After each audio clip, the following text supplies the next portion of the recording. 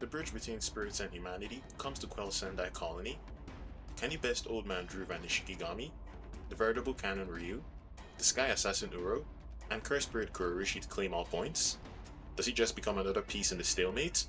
Or does he not even get past Dhruv Shikigami on the way in? We'll go over that today.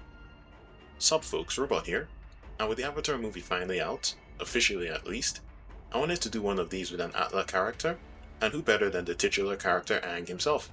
So I'm placing Aang in Yuda's place against Sendai Colony. For the hypothetical sake, you can say that Aang receives a distress call from the spirit world, that the barriers between realms are being destabilized, and the cause of this is Kenjaku messing with barriers to create the culling games. So now Team Avatar have to show up to put a stop to it, and much like how Jujutsu High's ace was Sendai, Aang shows up to Sendai Colony. I'll run through the hypothetical while assessing the scaling for all sides to justify my reasonings for who comes out on top at the end. Well, that's enough yapping, so let's get into it. Right as the stage is set, the initial deadlock is broken. The first piece Dhruv falls, as Aang uses energy bending to take away his curse technique, causing his Shikigami to disperse. 1 down, 3 to go. Now Aang, being the prototypical good guy, is gonna start ushering civilians still left in the colony to evacuate on Appa, but that's when the next player makes their move. Aang saves as many as he can, diving in and rescuing people from the swarm before sending away Appa to ensure that no more perish. The only way to stop more lives being lost is to confront the spirit directly, and as Kogani announces, Kurorushi makes the appearance and is ready to scrap. Aang, having already seen what the bugs can do up close, doesn't let Rushi gain any ground. He employs a lot of airbending to deal damage while keeping the spirit at range. However, Rushi isn't a one-trick pony. They elevate the tension by consolidating all the mini roaches in the area to gain a foothold and prevent them from being tossed around, as well as providing a means for them to attack at range. However, all this while, they miscalculated as they've been fighting a waterbender in a river. In a swift motion, Aang summons a torrent that envelops Rushi and their entire swarm. Then literally and figuratively, he cools down the situation, leaving Rushi in a block of ice. 2 down, 2 to go. It's a good thing Aang shaved his head, as the blast waves give him a moment notice, as all the way in the city, the other two combatants had been watching him all this time, and now after seeing how easily Aang dispatched Rushi, Ryu specifically is ready to throw his hat in the ring. And now with one of the heavy hitters in the arena showing up, it's pertinent to address speed scaling. For Atla characters, it's pretty obvious that any relevant character from the series should be a lightning timer, and Aang should be on the higher end of that bracket, as he's considered even fast to other lightning timers. The real issue in this whole hypothetical is JJK speed scaling. Wars have been fought in comment sections regarding JJK speed scaling. You have the Mach 3 Kaizen meta, the massively hypersonic meta based on the most try-hard of pixel calcs, the still debated lightning timer meta that requires the anime to finally prove or disprove it, and the thankfully now debunked lightspeed to FTL meta. Thank you, Dabra. Now, some of these have merits in debates, but for this hypothetical, I'm using the lightning timer meta. This isn't to say I think it's the most consistent or why I personally scale the verse in general, but I want this hypothetical to be somewhat competitive, so it's what I'll use. So just like how Yuda could evade Ryu's granite blasts at range, Aang would have a field day dodging the beams while rushing towards his attacker. This is where Ryu would forgo power and go for range, firing off a wide beam that's too big for Aang to leap over or pirouette around.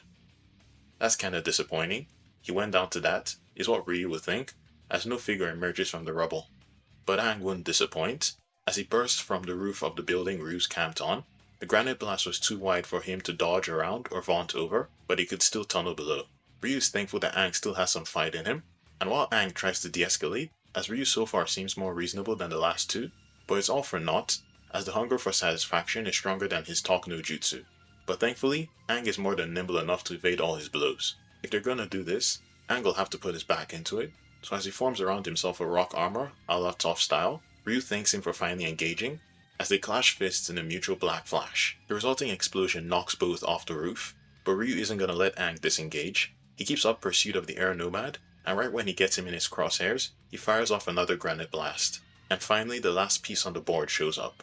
Uro had been laying back from engaging Aang after he took Dhruv's curse technique. She didn't know how he did it, but she was certain he needed to get in close, so she was more than willing to let the other two test out the theory first. And now after seeing how he didn't instantly do it against Ryu or Rushi, she's now confident in engaging, so now the first order of business is to get Ryu out of the way. Initially, Aang thinks she's come to help, but from her stare he can tell it's anything but that.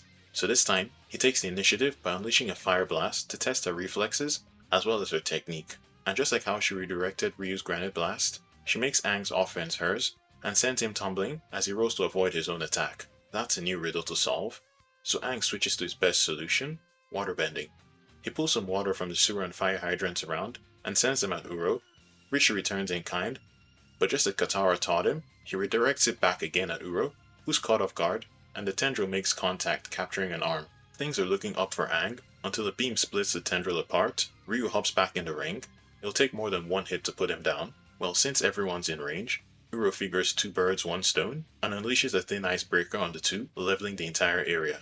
Once again, testament to his tough hide, Ryu emerges bruised, but still more than capable of continuing, and now it looks like it may just be a tussle between these two for the final battle, but they both sense a massive spike of energy. Aang enters the Avatar state. Aang summons the Elemental Sphere, and unleashes massive fireballs on the 2 reincarnated sorcerers. Ryu once again goes band for band, and fires off a granite blast to clash with the fireball. And now that Aang has gone max power, I figure I should address AP scaling. Aang and the other Atla characters have town to city level scaling, based off them causing massive environmental effects with their bending, like Toph holding up the entire of Wan Shi Tong's library, or Aang using a massive blast of air to insta-cool a river of lava.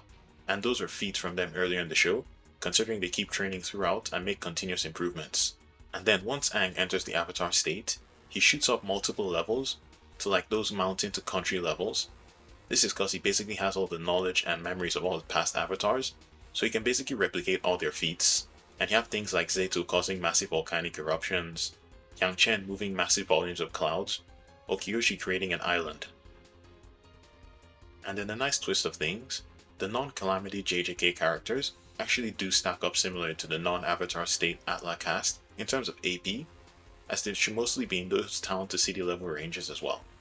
You have a lot of DC related characters like Rami and Jogo, whose attacks create massive AoE destruction, and other characters scale 2 or above those guys.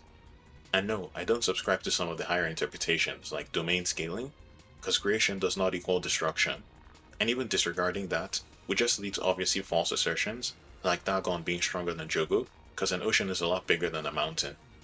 Also, I don't blindly believe that wonk databook statement that says Sukuna can destroy the world, because I can very well do the same with Atla characters, and say that Avatar State Aang has moon level to even universal scaling, by having Rava, who alongside Vatu scale above the moon spirit and other cosmic entities in the verse. We can get both sides to, in my opinion, stupid levels if we play that game, so it's best if we stick to the more reasonable metrics.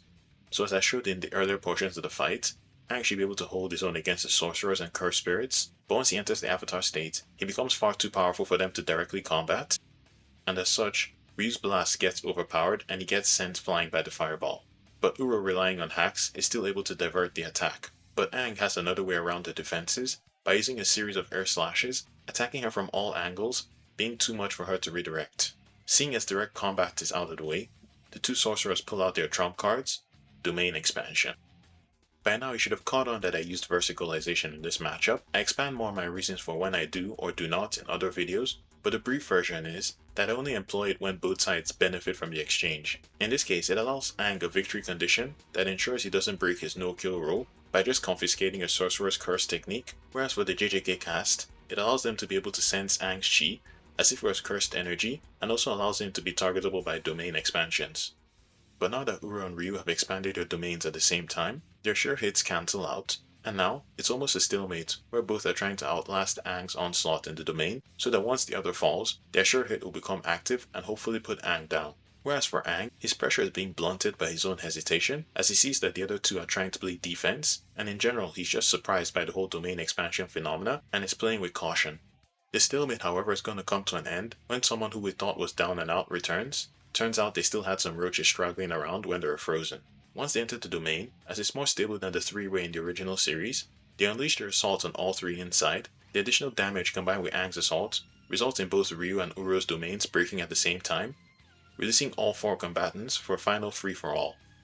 Aang, being in the best shape and being tired of Rushi interrupting, unleashes the pinnacle of firebending in a massive jet of flames, eviscerating the remnants of the swarm. And then just as the remaining 3 land from their free fall, Aang uses earthbending to trap the 2 sorcerers. Uro's out of options because of burnout, but Ryu can still use his technique even on burnout, and fires off a granite blast. No avoiding this point blank. But Aang employs Zuko's training with a lightning redirection on the blast of cursed energy, only this time applying it with more of an energy bending twist. The result is a Ryu already on his last legs, getting hit by the brunt of his own attack, and that draws Sendai to a close. Aang is victorious over all 4 combatants and moves on to the next colony. Okay, the main thing I have to address, because of its effect on the battle, is Aang's use of energy bending and how it interacts with the JJK cast. Like I mentioned, for the first equalization I applied, basically allowed Aang to manipulate cursed energy like he does Chi in Atla. It would allow him to confiscate cursed techniques, but the real one that stood out to me at the end was him being able to redirect a granite blast. I think the best example you can think of is kinda like how Korra did with the giant spirit vine cannon at the end of season 4 to create a new spirit portal. Now I don't think Aang would think of it right off the bat, but especially after seeing Uro through different means replicate that, by the late stages of the fight, I believe he'll be up to try. That said, the rest of the battle should be pretty straightforward past that, giving Aang superior versatility, speed, and firepower. Ironically enough, the best chance for Ryu and Uro to win would have been if they had fought Aang solo, because their domain expansions would grant them an instant bypass for his elemental defenses. But the hypothetical as is, and this being Aang as opposed to a more offensive focused avatar like Korra or Kyoshi, Aang lucks out by never having to take the sure hit of either guy's domain. Anyways, TLDR, Aang clashed Sendai. Honestly, it was pretty tough to get all the panels done in such short notice. I had an idea to do this video when the movie was coming out, but I was expecting to do so in like October, so see my shock when they moved it up to month's end. Anyways, at the cost of my sleep schedule, I was able to get it done. If you like my breakdown and the video in general, a like and a sub would be greatly appreciated. Also, if you have some thoughts or possible things you think I overlooked, leave a comment and I'll reply to all the reasonable ones. But I'm editing this on like 3 hours of sleep, so that's all folks.